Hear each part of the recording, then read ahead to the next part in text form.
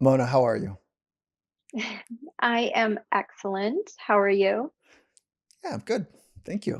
I'm excited to have this conversation with you because I think you're gonna push into some spaces that are common amongst people, and at the same time a little scary because what you're doing is challenging, one's personal worldview, which takes a lot to do that. And so that's why I'm excited about this conversation with you. Now, if I could just come right out the gates here. And in your book, you start off with a really bold statement that you write, old me would have hated new me. Can you give some context and talk about, what you mean by that statement and who was the Yeah. old you and who is the new you?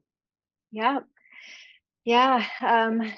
It was the sentence that one of the sentences, probably the first one that popped into my head when I was going through this transformation that I went through in my life that kind of pushed me to write this book and the book that I ended up writing. And old me was a very typical skeptical, hard-nosed scientist, kind of walked around with bravado and arrogance that I understood the world and had a lot of the answers because I had, excellent scientific training. And that served me really well for many years. And then it didn't serve me anymore. And I had a personal existential crisis. I had multiple things happened in my life that I couldn't explain with the scientific paradigm that I was trained in. And that caused me to explore other things, like open my mind, read other texts, do some research, speak to people, just get curious, really. Um, because it was just a situation where I was forced to do that, really, to find, meaning and to find ground again, because I was on such shaky ground. And where I ended up was as a completely new person. And the new me that I talk about in the book was someone who, I mean, old me went kicking and screaming as I transformed into new me, but it was somebody who was more open-minded. I still consider myself a scientist. I still followed the evidence. I didn't make any jumps or leaps in logic without at least some traditional scientific evidence. Um, but new me kind of broadens my definition also of proof and evidence to include personal experience, because ultimately that was very powerful in my experience during this transformation. And so new me, just I became more open to spirituality, which I never had room for in my life before. I thought was garbage and a waste of time, to be frank. That's how old me would have described it. And anything that was considered woo woo or that wasn't studied in, very peer reviewed, normal scientific journals, I wouldn't be interested in reading. But new me was open to reading and learning about things that our current scientific paradigm doesn't have an understanding of or explanations for, because that was my personal experience. And so, yeah, old me would have had no tolerance for the new me. I would have thought she's stupid, she's been duped, she needs to believe in something because life is hard. So she, is like bending her standards to accommodate views that make life living easier for her. That's that's how I would have viewed new me. Okay, so old me was a bit judgmental, Hmm. critical, dogmatic, rational, craving the rational experience and explanation of things, Yes, more influenced by Aristotle, if yes, that's, the rational mind. And then, so that critical, the word that you chose is like the old me would hate the new me. So that the word hate is jarring. It's not like the old me would be so excited about the new me. no. Finally the butterfly came to existence. It's like, no, no, no, no. The old me was like different. And I don't think I would enjoy being around the old you. And I know but I sound awful. yeah, but I don't. But let me just kind of put the context to it. Did you enjoy looking back?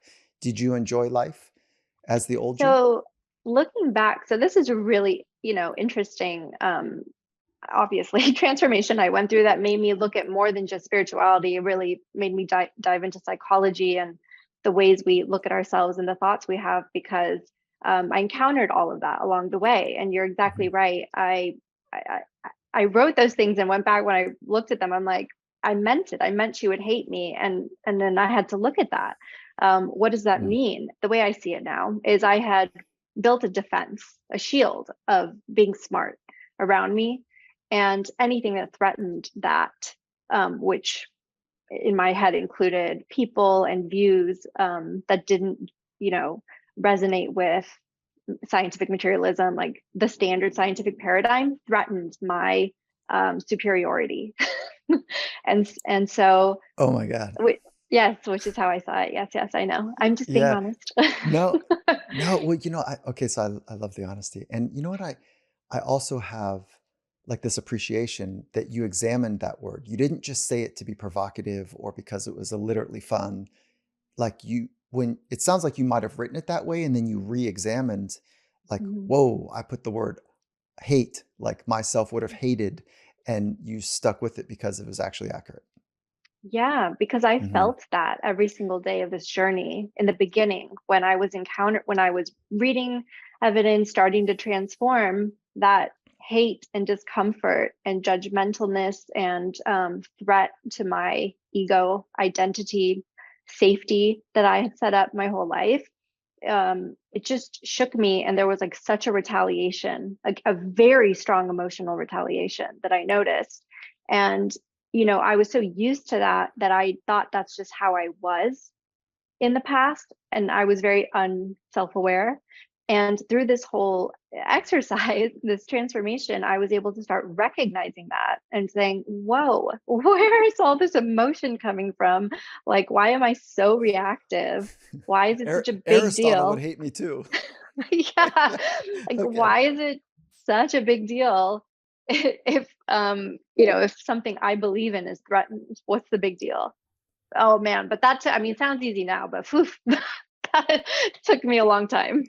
Okay, because you're using beautifully charged words: crisis, transformation, retaliation.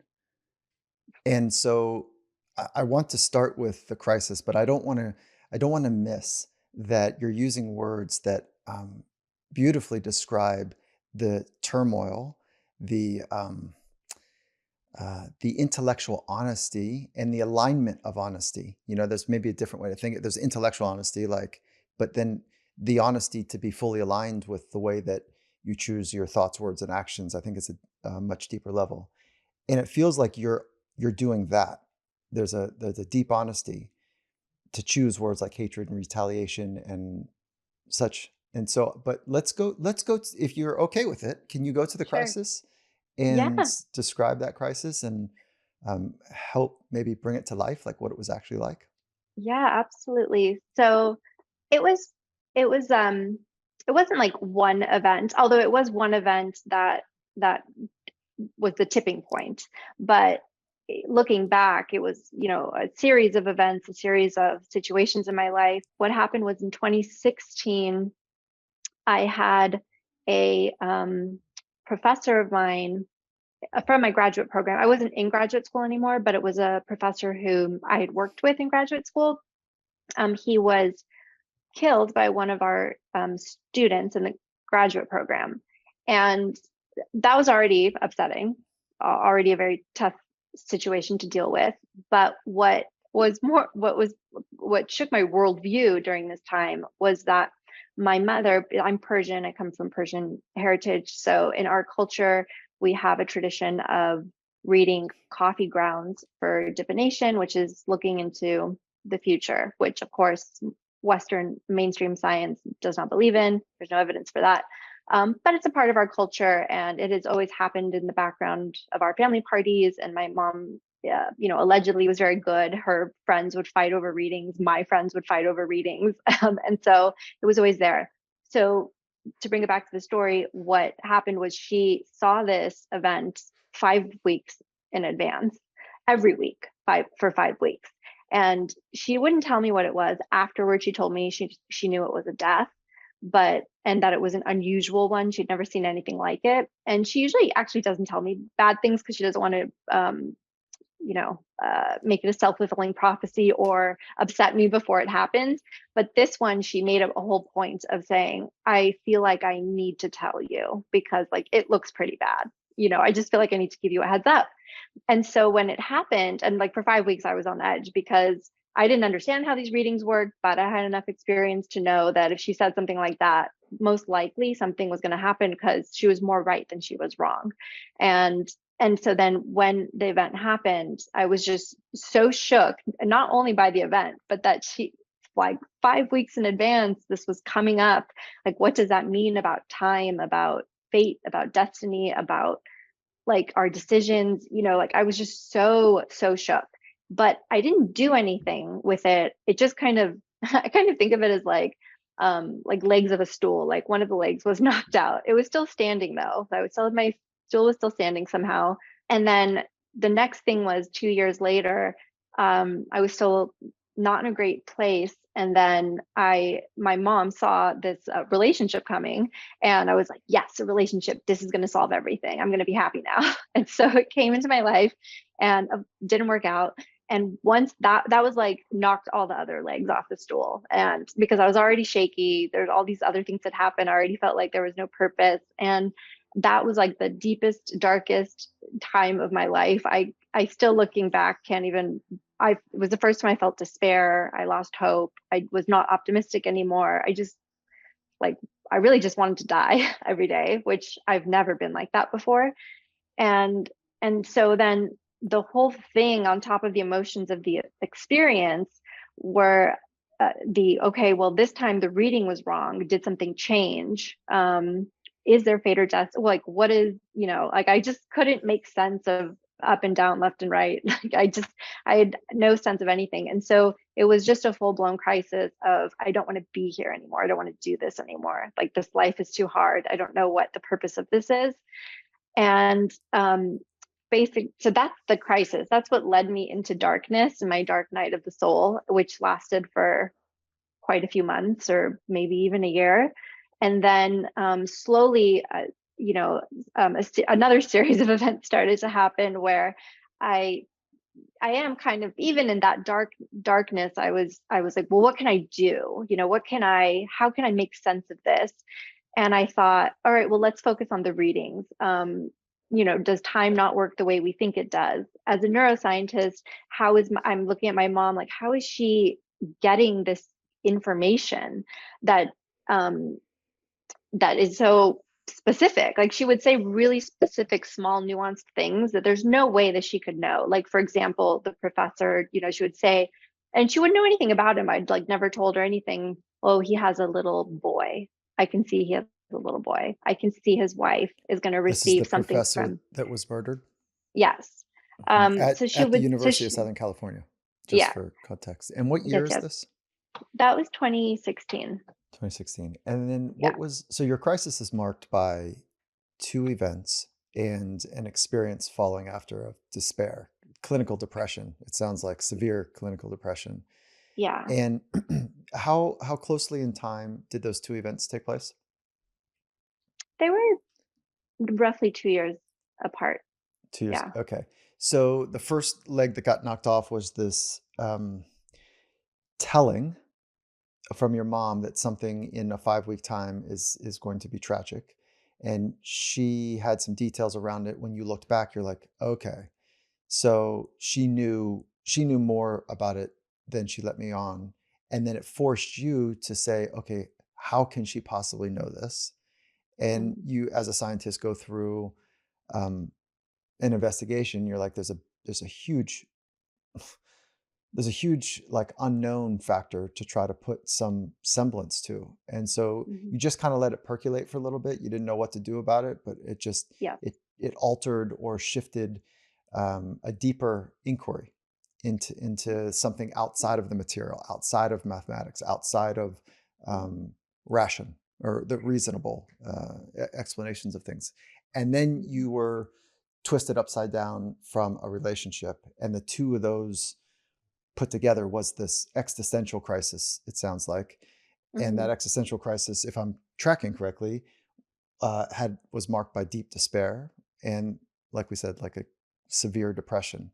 But even during that depression, it's as if you knew you were in it, but there was still more to go. You weren't suicidal. You weren't like wanting to end your life, it sounds like. No, not actively. Okay, I want to take a quick little break here to talk about gravity. Recovery is one of the key pillars to performing your best. And great recovery usually starts with great sleep.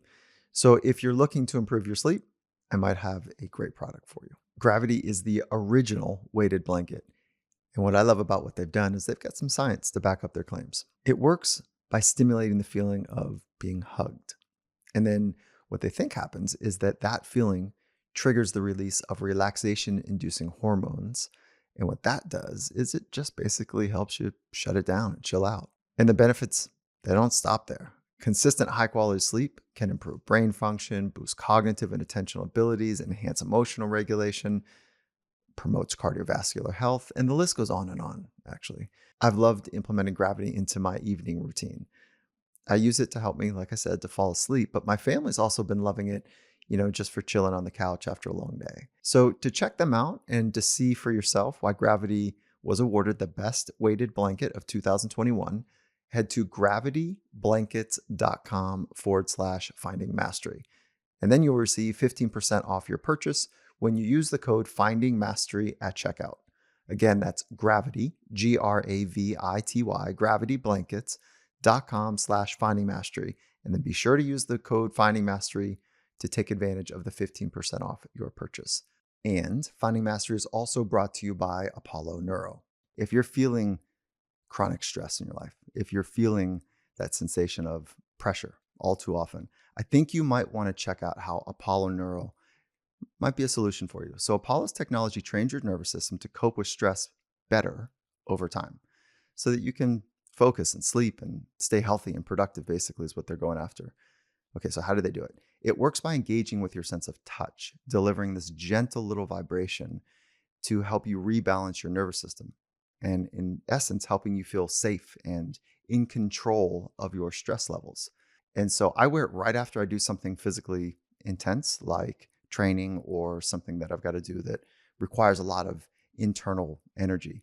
And then I wear it right before I go to bed.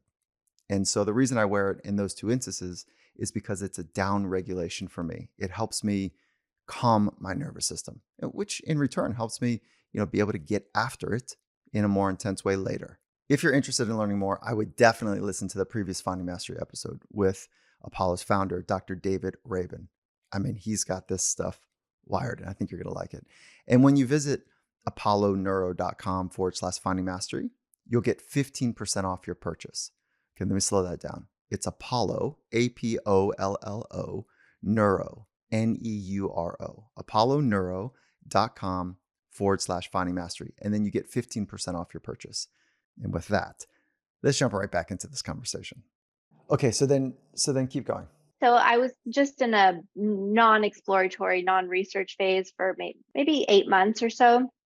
And then I kind of woke up a little bit and thought, okay, well, what is going on here? This is a really weird phenomenon, and it's profoundly altered my life. I might as well look into it. And this was not going to be a research project or anything. It was really just for myself, for my own understanding. So some of my friends had been to psychics or intuitive readers, and I was still old me at this point, so I was like, oh, I'm not going to go to a psychic, don't be ridiculous. But they're like, what's the difference? Your mom does it for you on Sundays. And so I'm like, true, but that's different. But so we ended up, they knew some allegedly good ones who would turn you away if they couldn't read you, like they wouldn't take your money if they couldn't read you, and I was interested in that. So we went, and then it turned into this fun project where it was me and 2 or 3 girlfriends. We'd go like at the same time to the same reader and then different readers. And then just over the course of a year, we kept going back and switching it up and comparing notes to see if they were saying general things to all of us. And it turned out that they were just so, they weren't always right, but they were when they were right, they were right on like 7 variables, or like enough variables that you're just sitting there like, what is happening right now? How could they possibly know this? And not vague variables, just very specific things from your life, and very deep things. Like I say in the book, it's like they would reach their hand into your mind and pull one of the deepest, darkest things that you think in your head but never tell anyone, and pulled it out to show you. And they wouldn't be vague things that are applicable to everyone. They'd be specific things related to of specific events in your life. And so through that was just for fun. That was just for me and my friends to see, is this real or whatnot. The psychics also started mentioning like, oh, this was karmic. This is from a past life. This is reincarnation, whatever. And I didn't believe. I wasn't even familiar with much of that, so I would just ignore it. And I would record the sessions and I would take notes, and I would just brush that off because it didn't make sense to me. I don't believe in that, so whatever. But it was in my notes, so I had heard it. And what happened was, a few months later, I was listening to Chelsea Handler's podcast, not about any of this stuff, and she had a psychic medium on one of her episodes, Laura Lynn Jackson, and I was just like listening in the background, and the psychic medium starts telling the story of karma and reincarnation and describing the spiritual framework. And I just like ran over, I turned it up. I started taking notes. I'm like, oh, this is what the psychics talked about. It sounds familiar, but it hadn't made any sense to me. And I just started writing it down just to better understand it, because I'd never heard of it. And I thought, oh, how fascinating. She's saying Earth is like a school and we come here to learn lessons. And I didn't believe any of it, but it was the second time I was hearing it. And so I was kind of like, okay, I'm just going to take notes. And then on the podcast, her and Chelsea Handler and Laura Lynn Jackson mentioned this book called Many Lives, Many Masters by a psychiatrist. I didn't know what it was about. They didn't say what it was about. They were just like, oh, it's such a good book. Everyone should read it. It's a case study of a psychiatrist. So I ordered it, didn't even read the description, and it arrived. And then in the book was a third time the psychiatrist talks about how his patient under past life regression starts describing this spiritual framework. And I'm like, okay, this is the third time I'm encountering this spiritual framework I've never heard of before. As a scientist, I was just like, this is nonsense, but this is 3 different data points, and I'm a little curious and interested to learn more. And that is the point. After that book is when I started doing actual reading and research into it. Like, I'm going to read everything I can to either debunk this psychiatrist and this whatever so-called past life regression, or learn more. I wanted to learn more about the spiritual framework and just understand it. And part of the reason was because it started to help me make sense of what happened to me.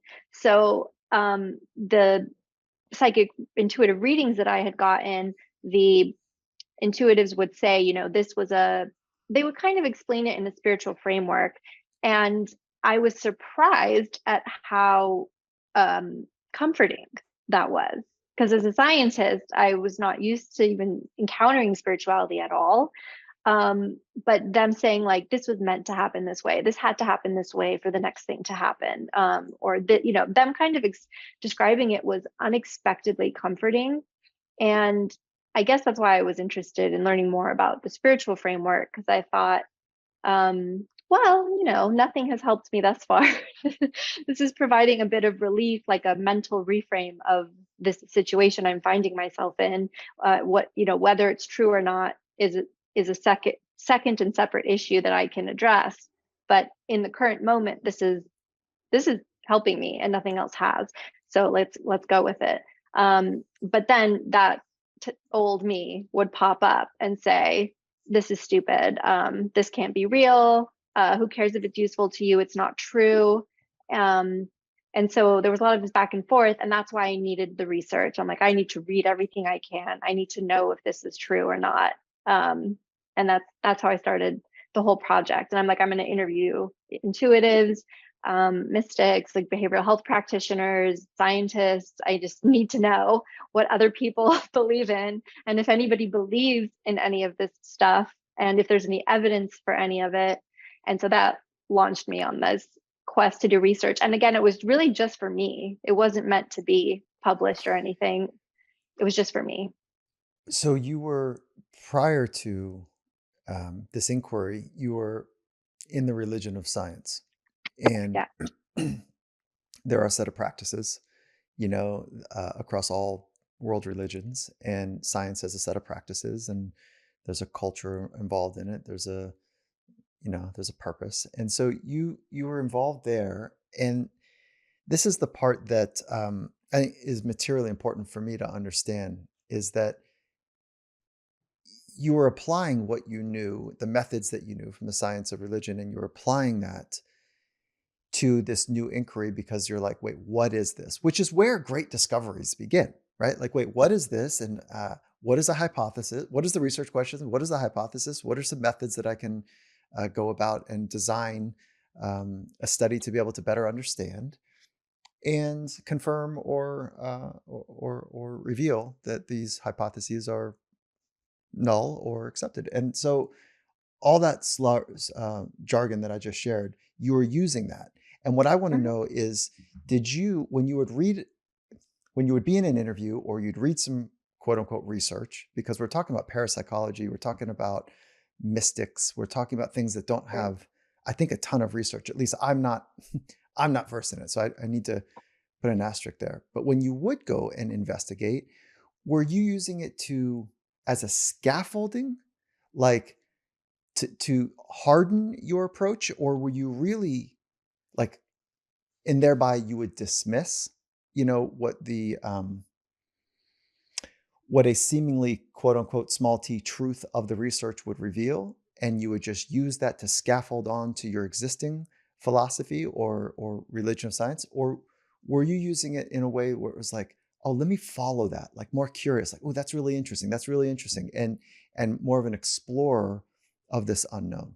I think I was just exploring really, and because I was very, very skeptical, even though I feel like maybe it's hard for people to understand because they're like, you're looking at the literature in the first place, which means, I don't know, maybe you believe, or I'm already going to intuitive readings, which some people might think implies that I believed in it. Um, and it's hard to describe that it's hard to know if you believe in it. It's hard to, because our training is so deep that and neuroscientists are trained not to trust our brains and not to trust our experience, because that's how the brain is. We create stories, there's perceptual misperceptions, and so you're constantly questioning your experiences. And like, yes, I recorded the reading. Yes, I think I was being unbiased, but I'm probably not. I'm not a good judge. And so your personal experiences are basically garbage, even though they're very powerful. It's like you have an experience, you get convinced, and then your training comes back and knocks it over. So that's why I turned to see, has anybody done scientific studies on this? And I, like you, thought no one had. And that's why my initial thing was, oh, I'll have to talk to, person to person. I'll have to interview these intuitives because no one's ever talked to them before. But I learned, not on my own. I started interviewing people who are involved in parapsychology, which has a terrible, terrible reputation. It's almost Um, psychology. Just below yeah, psychology. Yeah, yeah, right. No, and terrible. yeah, it's that was obviously given by a scientific community that wanted to marginalize, you know. Yes, It's yeah, even known, like what you're talking about is even considered fringe still, I think. yes, yep, And yeah, it is. so, okay, so you started to find some pockets of research that held up Yeah, in the yeah. law. So I Hmm. I reached out to the Windbridge Research Institute and Research Center, and they do research with psychic mediums and intuitives, and they have like a quintuple blinded protocol where They're the making that reader's up. never interacting with the They're person. So making it yeah. up. What's wrong with the double blind? It's been around for thousands of years. No, I'm joking. Okay, so No, you're saying there's a yeah, higher level of rigor because yeah. they want to put a tall flagpole that, like, there's good science here. Yeah, because Hmm. there's so much criticism against their study designs, which I think is pretty funny because it's true. I read the studies and they were like way better controlled than a lot of regular psychology studies, which are like Hmm. sorry to everyone, but garbage. And so they have these like very strict protocols because they're used to being scrutinized, heavily scrutinized. So anyway, I reached out to them because I read one of their papers and I was like, this is crazy. You know, they focus on mediumship, so getting information from, I don't know, I call it disembodied consciousness, but they call it spirits. So but I reached Oh, out to wait, them wait, and wait, they, wait, wait. You can't just slip that in there. Disembodied, disembodied consciousness. Okay, so that assumes that there's an embodied consciousness. Is that more like what Carl Rogers and some thinkers would call the collective conscious? yes, I guess so. Yeah. Okay, so And you're well, saying that there is a one unifying consciousness that exists. I mean, I think the jury is out. I think there's a lot of this. That's something I was researching. There's a lot of different philosophies, it turns out, a lot of different worldviews. I believe, yeah, there's something like a universal consciousness, but I didn't come to that lightly. And I still do not like to say I believe because I don't want to believe anything. I want to stay open I to was gonna everything. I was gonna challenge you on that word. Like there's a Yeah. difference. Like as applied, I'm a applied scientist. Like we have to pay attention to the words Yes. that Yeah. are explicit in trying to point to something, right? So, by the way, The just to get the weirder about it, like words are pointing to something, and so this is where neuroscience really has been dogmatic in like what we're pointing to is actually a representation of something. And so if we're going to get caught in the representation, the meaning making of the representation, we're already 2 or 3 or 15 degrees yeah, away from whatever quote unquote is the source. And right. like I hope that that wasn't too esoteric, but that is a problem that we have with science in No, general, absolutely. Yeah. as well as language in general, Mhm. let alone relationships. So I just want to say one more thing about that. Yeah, I now think of people, everyone, as us all having data sets in our mind because I really am such a scientist. Like I think of it as like an Excel spreadsheet, and we're constantly adding data, which means you have to constantly update your model. And I'm aware, I come from one very strict like Excel sheet that was saved and could not be updated, which is my scientific mindset. And now it's been opened and updated, and I'm not going to close it again. Like I'm just going to let data keep being added to it, and probably my model will have to keep updating. So that's how I think of it now. Oh, I like that. Like, and then the next level is like the Excel sheet that lives online, constantly Yeah. saving to and maybe even open source available to others to like Yeah. there's a fun analogy here that you're making Yeah. about your model of I think what you're saying is knowledge, but it's Mhm. also your working knowledge of no, it's your working model of your set of first principles, your set of philosophical Yeah. um, worldview, if you will. Okay, so I think you and I could get really down into the weeds here, which I want to assume best intent in your approach to discern this new understanding that you're being forced to confront, and that you use good science rigor to be able to confront this new thing. And that new thing had some evidence that you come to, or some research that Hmm. you came to find to respect, Yep. but Yes. also it was this new research that you're reading about would confront, literally square up and confront the model that you had built and saved and then tucked away, the Excel sheet we're talking about now. You had Yeah. saved that was probably non-consciously built or below conscious awareness being built by the age of 8. It was kind of baked, Hmm. Hmm. and so to re-examine that is hard. That is hard Hmm. work. So that's the part I want to understand. And I also want to understand, like, maybe do this 2 ways, okay? Because let's do it in this order. The first thing is, what did you come to find out? What are you coming now to say? Here is what I have learned. Yeah. So I came to find that there actually is a lot of really good research that's been done in looking at psychic phenomena, which is what they call it, or psi phenomena.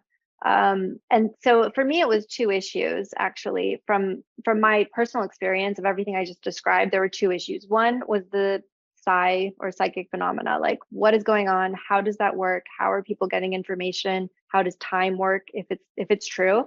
And the second thing was the spiritual framework that I got interested in because it turned out there was some evidence, which I can talk about around that. And so I went to look in the literature, and it turned out that psychic phenomena has been studied for like over 100 years. And William James, the father of psychology, was extremely interested in it. He wrote a lot of great papers and books on it and would attend spiritualist seances. He writes about this excellent medium that he had many encounters with. I think a lot of that's just been erased from the history of William James and many other great thinkers from the late 1800s and early 1900s. But since then, the U.S. government has put a lot of money into a psychic research program they funded for over 25 years. But since the government can be a controversial subject for some people, I also found that a lot of other labs had replicated these studies. And like I said, since they're so closely scrutinized by other labs, they've reworked their protocols over and over again. So when I went to write the book, I actually found a meta-analysis of meta-analyses. There were that many studies of these kind of looking at psychic phenomena of like, can somebody send thoughts to someone else? Can somebody predict on a computerized trial what the next card is going to be? Can they if we show them something kind of similar to quantum physics experiments, if we show them something after, does it affect their behavior before the experiment? So there were hundreds of these experiments, enough that, like I said, there. Wait. That last one was a mind bender. If we show them something after the experiment, does it affect their understanding before the experiment?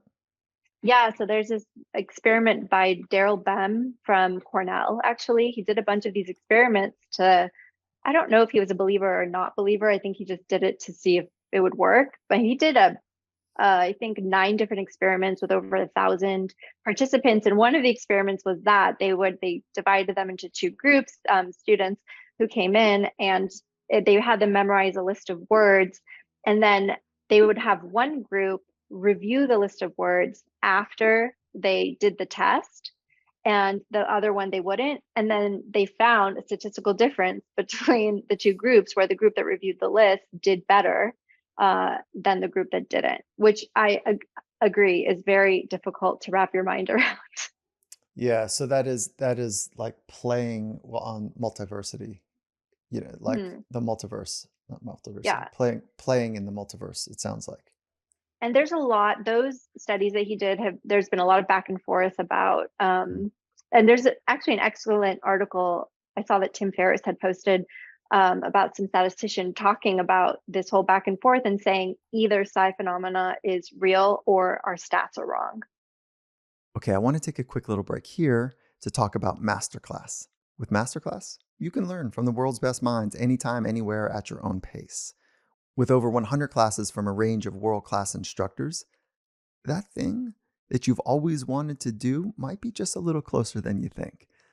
I've enjoyed, you know, taking countless classes with them over the past handful of years. And one of the recent ones that I really enjoyed was with Timberland. It was on making music. And so if you're into that creative process, I think you're going to love this one. And another thing that I love about Masterclass is it's easy to access their classes, whether it be on your computer, phone, TV, they've got you covered. They've also got a new audio mode you can even listen to in your car while you're traveling. So I highly recommend you check out what Masterclass has to offer. Get unlimited access to every Masterclass. And as a Finding Mastery listener, you get 15% off an annual membership. So go to masterclass.com/finding mastery. Again, masterclass.com/finding mastery for 15% off Masterclass. And Finding Mastery is also brought to you by Blinkist. So Blinkist has been one of my favorite apps for years. They help me discover and understand powerful ideas from books and podcasts in a short amount of time. It's a great way to widen your knowledge base on different areas and to provide an incredible opportunity for discovery of things that you want to go deeper in. Blinkist offers a range, like a great selection of nonfiction books. What they do is they pull out the key takeaways and put them into 15-minute text and audio explainers. They call those blinks. So Blinkist has condensed over 5,000 titles in 27 different categories. And they also produce shortcasts, which are links for podcasts. So of course, this is not a replica for reading a full book, but I love using it as an initial introduction into a topic or as a refresher. I think it's really cool what they've done here. So I want to encourage you to go check out Blinkist. So right now they have an awesome offer for Finding Mastery listeners. So go to Blinkist.com/findingmastery to start your free 7-day trial and get 25% off a Blinkist premium membership. So you spell that Blinkist, Blinkist, Blinkist.com/findingmastery, Blinkist.com/findingmastery. So with that, let's get right back into this conversation.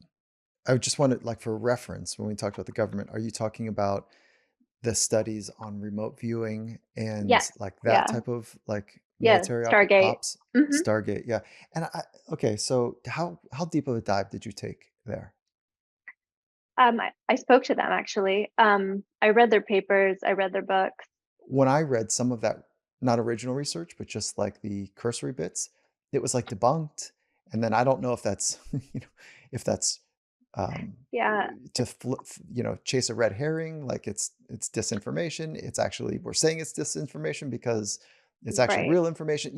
I get complicated it Yeah. gets complicated for me in all of these double entendres that seem to take place with government cover-ups and all that. And Right. I'm a bit like Occam's razor. So I love that you say that because it's true. So with that's why I said that thing about like the SRI stuff to me was very fascinating.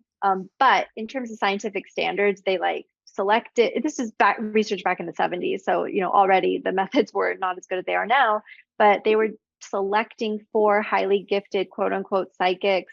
They only, they had a few like two or three original people that they worked with repeatedly. Their methods were like to pick a card from a box of note cards because it was the 70s and like have someone drive out to somewhere in San Francisco and have the remote viewer draw their location. But to me, what was interesting was that it was first of all, I've applied for grants from the government. It's hard to get them. And even when you get them, it's hard to get them renewed. And the fact that it was funded for 25 plus years from different agencies, again, if maybe it's misinformation, I mean, who knows? But if that were true, tells me there's something there. The other thing is that they took it from research, just research for knowledge, and turned it into military operations. Like they trained people in the army to have these skills, and then they actually used it in operations. And there's records of this. And even President Jimmy Carter talks about how they used it for a mission. Okay, but I understand that some people don't believe anything from the government. So there's been a lot of replications of that type of work in hundreds of different labs over the years. Since then, a lot of recent ones, and those are included in the meta-analysis that I mentioned. Okay. So if it was the only source of information, I agree, questionable, but there's been others that have replicated it. So yeah, In your research, is remote viewing a real phenomena? it appears to be so. Hmm. Which, and for clarity, so we're talking the same thing, is that a person can be in location one and never have been in location two, but can see what's happening in location two. And one of the famous experiments is that somebody was able to find the geolocation for an airplane. I think that's one of the ones that That's yes, the has Jimmy been Carter one. confirmed. Yes, Yeah, it's a Jimmy yes. Carter one. Okay, Hmm. all that, withstanding the misdirection, double entendres, and all the disinformation potentiality, you're saying, okay, like, yeah, I've done my own independent stuff, and like, yeah, there's something here. It definitely seems so. Like I said, if you use the same standards applied to other science and other research, then yes. And I'm not the only one. They had a whole like review committee of that work too, and that a statistician who said the same thing. But again, could be misinformation. Whatever, they paid her off. You know how people are. But anyway, for yeah, what I read, I again, let's just say you'd have to dig in and get fancy with the statistics for it to be wrong. Like all of the studies across the world from all the labs. And if you use that standard, then a lot of our other science is also not very good. So Mm. Okay. So that's how do you yeah, explain the psychic phenomena where somebody can look at a coffee bean, they can look at a tea leaf, they can look at a flower, a palm, they can look at a set of cards, and they can see a person's future. They can see yes. something in the future that is unavailable to um, the non-mystic, the non-psychic. Yeah. So this is a hard one to answer, and this is one that I had a lot of trouble with, which whenever I would say, okay, let's just say psychic phenomena is real, like this evidence looks good. I had this exact question of, but how? How? And a lot, because a lot of it is symbolic. They talk about, people who do it say a lot of it can be symbolic. And for a reductionist, when you're coming from our scientific paradigm, reductionism is what we use. Symbolism doesn't make sense really, because you have to reduce a symbol into parts and then the answer should be in the parts. And I've struggled with this, and this is where I have to, the scientists are going to abandon me. I don't have an answer from science for that. I haven't found anything to explain that. I had to go to philosophy, or spirituality. I found this from an author, Richard Tarnas, who wrote Passion of the Western Mind, about how we've evolved into our Western worldview. He talks about this worldview that a lot of indigenous cultures have, and that many cultures over, humanity's history have had, which is believing that, again, I'm sorry, I'm departing from science, but is that the whatever the universe is created of meaning.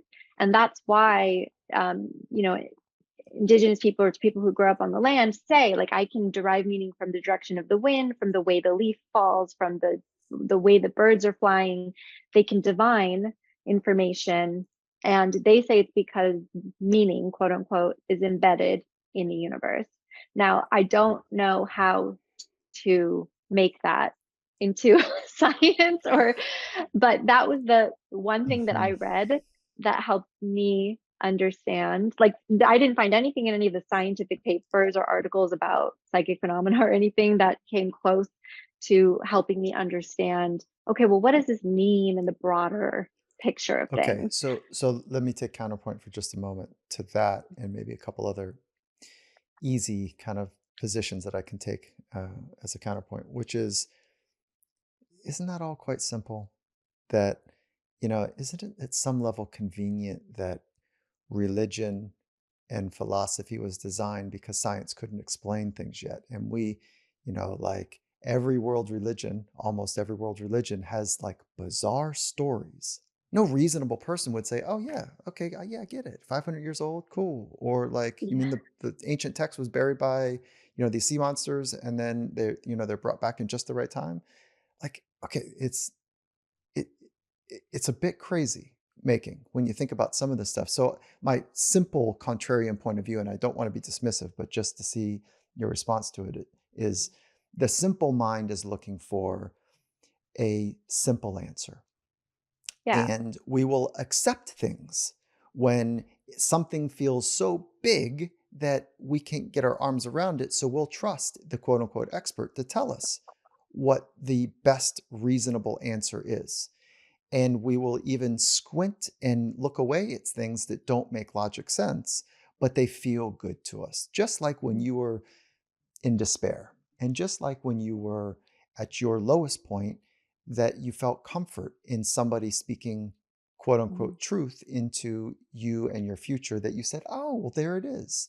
No Yeah. different than a depressed person that is attracted to a charismatic cult leader. No different. And I'm not saying all people that are depressed, but I'm talking about this moment of craving for an Mhm. explanation.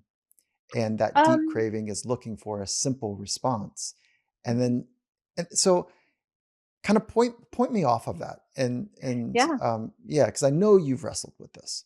Oh my God, yeah, that was my Yeah. whole part of my whole crisis. Yeah. So that is the typical explanation, we get in Western science, or the kind of dismissive, Yeah. yeah.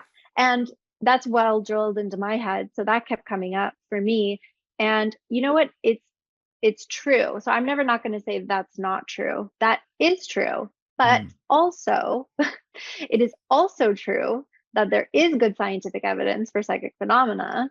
And unless our stats need to be reworked, but even when you take it out of the lab and don't look at scientific studies, it's most people, we call them exceptional human experiences, but most people have experienced one of these kinds of things. And it's not that you're creating meaning, because a lot of times what you perceive turns out to be true. And that's what you call a veridical vision, right? And then that's when you can take your science loves to dismiss it as a subjective personal experience that can be dismissed. But when you can take that subjective personal experience and link it to an external event, and it was accurate, and meaning it was veridical, it turned out to be true. So, for example, and a lot of people have these, are so well documented.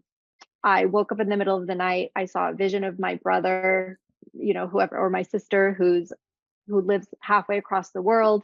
And she turned and her brain was bleeding out the back of her head, and she disappeared. And it was like 3:03 a.m. I went back to bed. I wake up in the morning.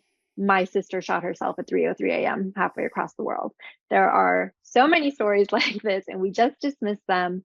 But that's called a veridical vision. It's something you perceived, a subjective personal experience that can be linked to an external event that turns out to be true. Those are not so easily dismissed. I mean, they are, but they shouldn't be. And um, to me, so everything that you said, and the belief that we crave to make meaning and our brains are meaning making machines, all true. mm. Do we need religion and spirituality for comfort to get through a difficult life? Definitely true. Do we link all those things together? Yes, but it doesn't make the other stuff untrue. That's how I've come to. I mean, it took me a very long time to accept that and organize these things in my mind, because it's actually a catch 22. It's like your paradigm says you must follow the evidence, but then when you follow the evidence and it takes you to an impossible belief, and then it's that your paradigm says impossible things cannot be true, and you're just in this cycle. Okay, yeah, that is it is it in some respects it's really easy to say, "Oh, this stuff sounds weird." It's so against this early model that I've built, again, below conscious awareness by the age of 8 or Mhm. 18, whatever, that model of the world and yourself and all of the indoctrination somebody has had in the science or atheism or Mhm. deity-based philosophy that, by the way, like, it's really interesting, just not to get too lost in this, that we either are defining ourselves by deity, science, or atheism, but atheism is still kind of pushing up against, like, no, there is no God. So this question of God Right. Yeah. it's a really important question. And so there's a two-parter in here, which is maybe it's just easier to get up against something that forces us to push against our worldview, and just to say, Mhm. I think it's kind of bullshit.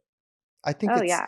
I think it's easier in that respect, but it's Mhm. also easy to swallow the tradition that your family or the elder or the wise person in your life is emphatic about. And so that's where, like, spoon-fed Christianity or spoon-fed Judaism or Islam or Confucianism or Buddhism or what Sikhism, like, it's like spoon-fed. And so this is why I wanted to have the conversation with you, because in many respects you created an adoption into the science model, and then you said, "Wait, hold on, crisis. Let me re-examine some stuff." And then you are exploring using a Yeah. scientific model and lens Yeah. to understand things that aren't easily explained. Okay, so let me drill right down into the central thing. What do you do? Like, really, what do you do inside when you're on the edge of a intellectual, aligned, embodied conflict with your worldview? Like, how do you entertain that? Do you put it away? Do you like squint your eyes and go deeper? Do you like what do you do in Yeah. those moments? It was one of the most, well, it was the most difficult thing I've ever gone through in life. It was, it's Hmm. it's it's like we already talked about my first crisis, and then when I started being in the depths with all of this stuff and my mind was opening was crisis number 2. I call it my identity crisis because then I was starting to. Oh, I lost you. Yeah, yeah. Okay, sorry. I think my AirPods died. I think so. Olney was very uncomfortable with these things, and suddenly I felt compelled to learn more and to make sense of what I was experiencing. And so I would buy these books, and then I would be sitting with these weirdo books around me, and I would judge myself and be like, "Oh my god, now I'm the kind of person that reads Skinwalker Ranch or whatever weird book it was." And I'm like, like, what am I doing? Like, who am I? This is not what my training trained me for. And I would have these like crisis moments throughout the day. It was like my mind was just in a crunch of like curiosity, wanted to learn. I just wanted to learn more to make sense of everything. But, my identity was so judgmental and so like threatened by everything I was learning. And it was like very mean. I was a very, very mean person to myself and probably still am. But when people push back, I understand because questioning and changing your worldview is really, really hard. And it's the hardest thing one of the hardest things you'll ever have to do. And like even thinking back on it now, it's excruciating to think about for me. And so I understand when people dismiss it because it is hard. They don't even know how hard it is. I actually went through it and I'm like, I don't want to do that again. But like I guess my strategy, maybe sounds nice in hindsight, but in the moment it was basically a loop of read, like be open to old identity comes back, knocks it down. But then, I review my own personal evidence. I review other stories, more studies, take it in, old identity comes back. And it was this spiral for God knows how long, probably for like a year.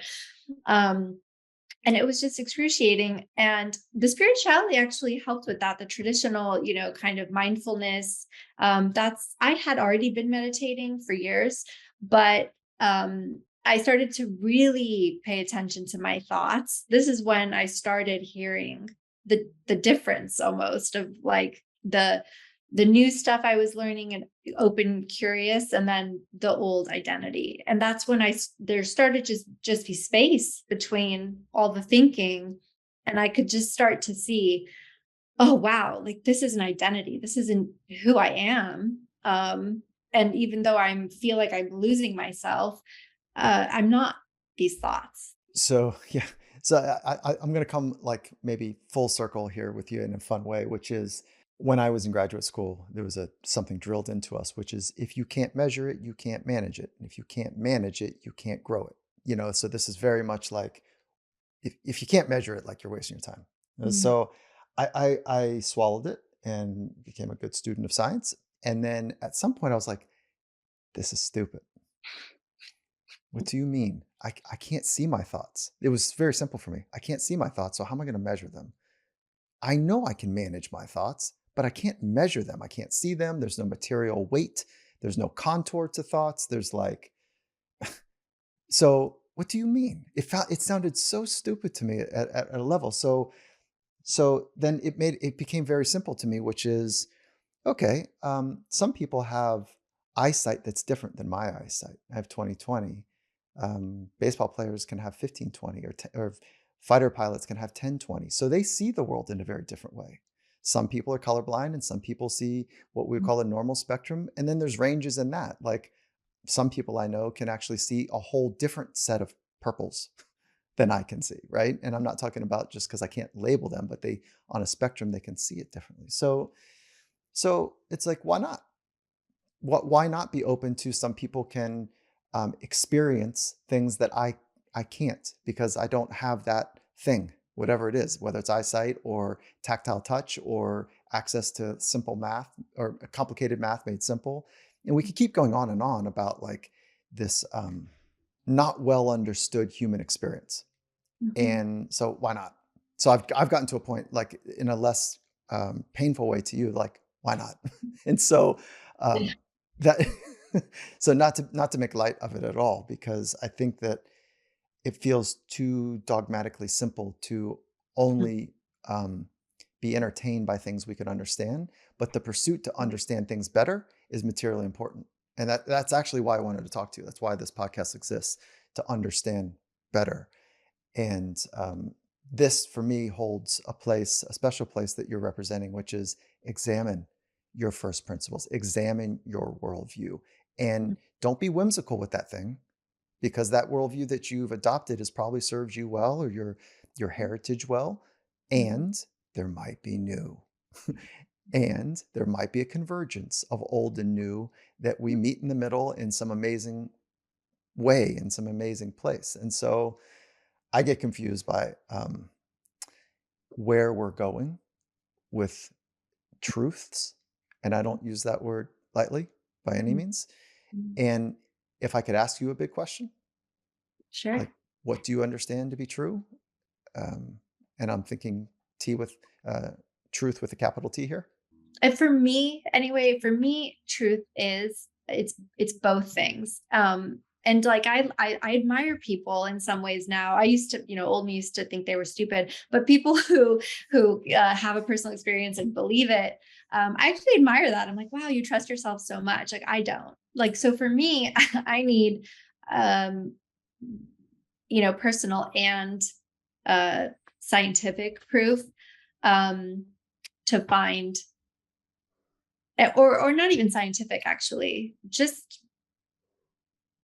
I guess somebody else has to have written it or observed it, or I guess that's still in my mind kind of from the scientific training of like um reproducible, right? Or repeat, or looking for patterns, things that have emerged multiple times in human history, whether it's in the humanities or sciences or in just anecdotal personal experiences.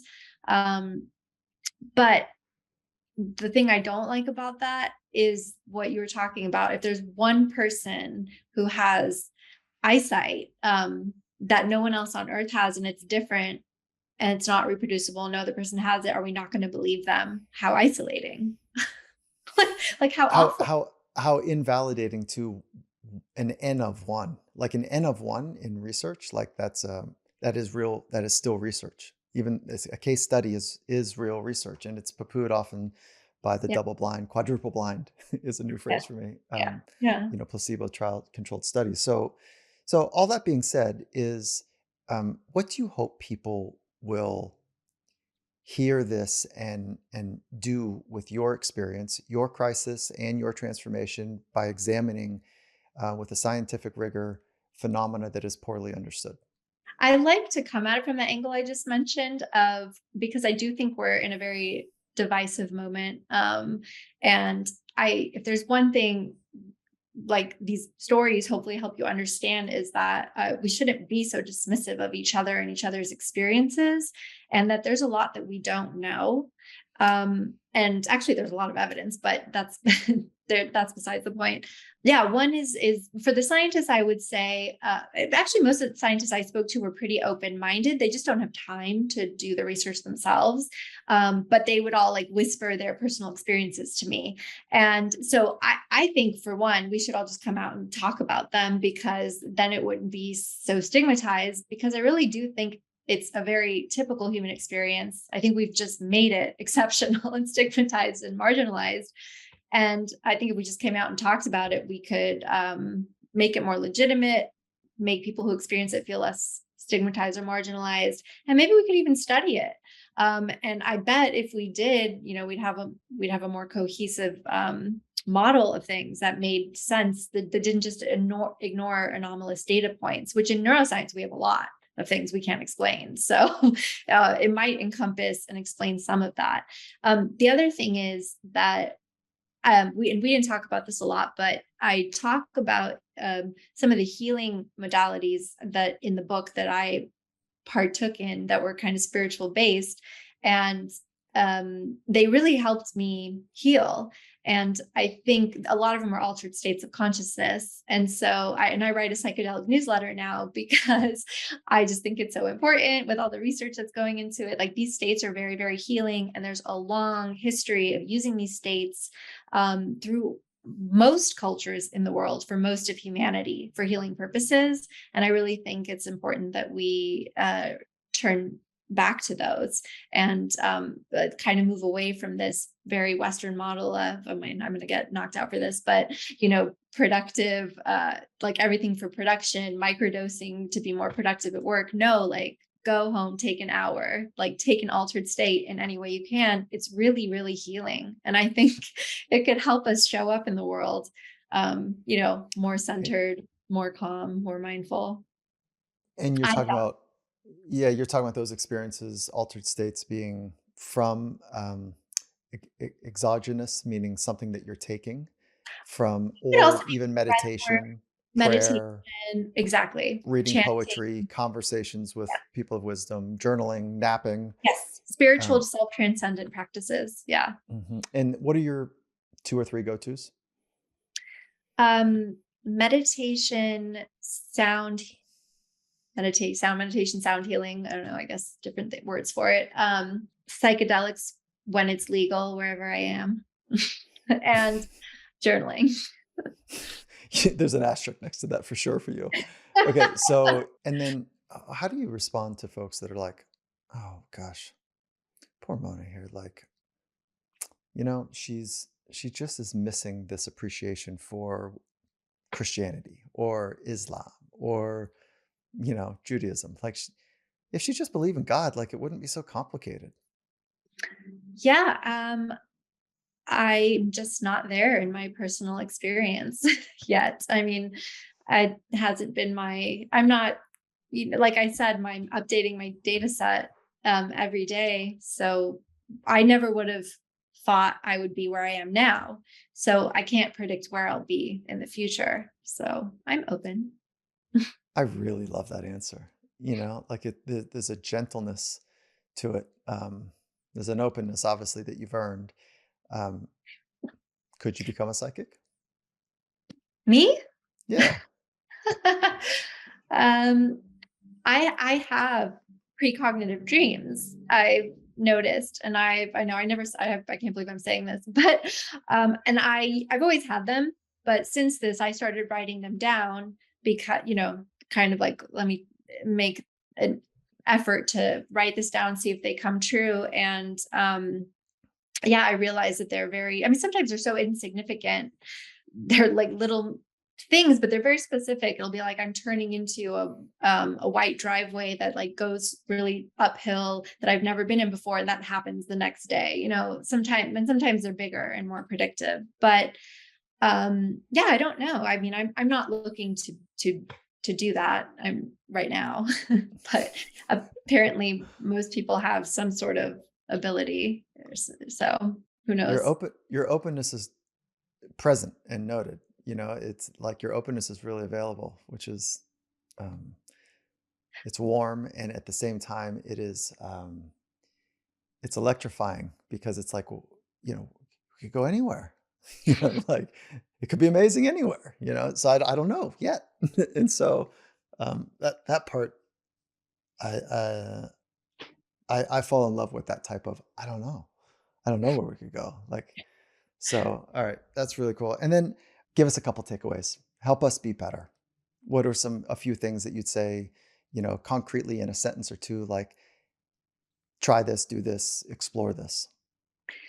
I mean, if it's not obvious, I mean, one is just stay open-minded and stay curious. Like one of my personal mantras now is radical curiosity. And anytime I find myself sticking to something, or like I did with you, say, I believe, I try to remember, no.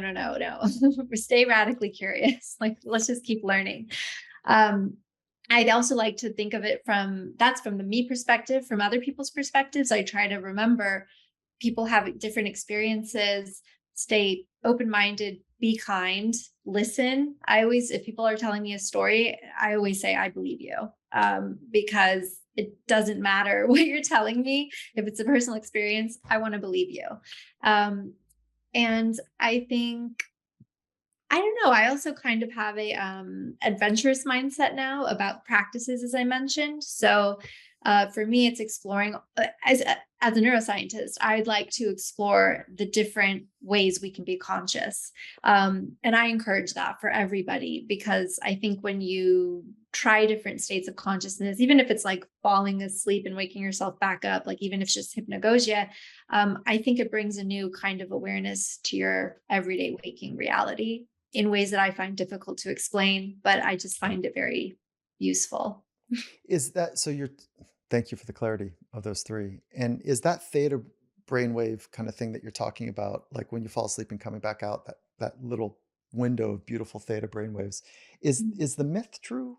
Or that's what like Einstein used to do to solve I things, or is that more myth, urban legend? No, I've heard that. I actually was Hmm. writing about this in one of the recent newsletters I wrote about psychedelics, because scientists actually use psychedelics to solve problems, to think of new things in creative ways. But I think it was Thomas Edison used to do this. He used to hold like two metal balls in his hand and like fall asleep, but the balls he would drop them if he fell asleep to wake him up so he could catch the insight before he fell asleep.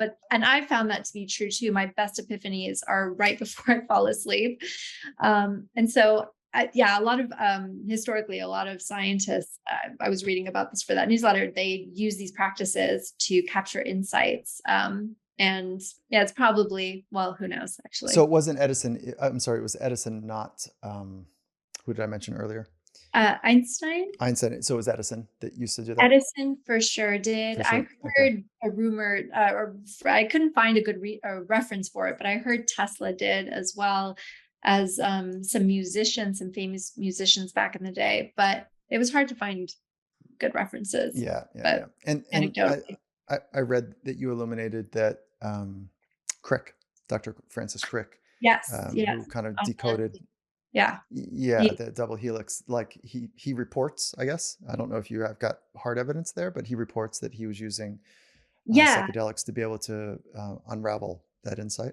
Yeah, he said that while he was on, I think, an LSD trip, he saw the double helix, which is actually very commonly reported on ayahuasca trips. People see this kind of like double helix. Hmm, But for him, he had the insight that it could be the structure for DNA.